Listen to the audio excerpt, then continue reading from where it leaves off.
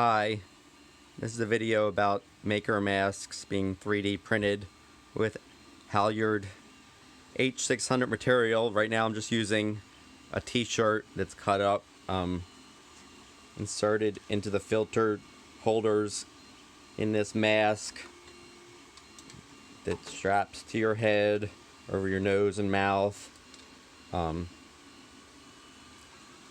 also have some face shields that I'm working on, printing out. They're available at 3dprint.nih.gov. They're approved for clinical use.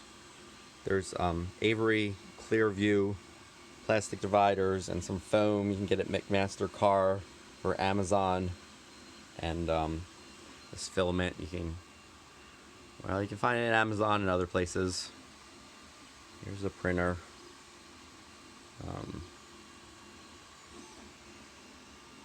Here's all the parts printed out and the assembly guide. And that's about it. Have a nice day.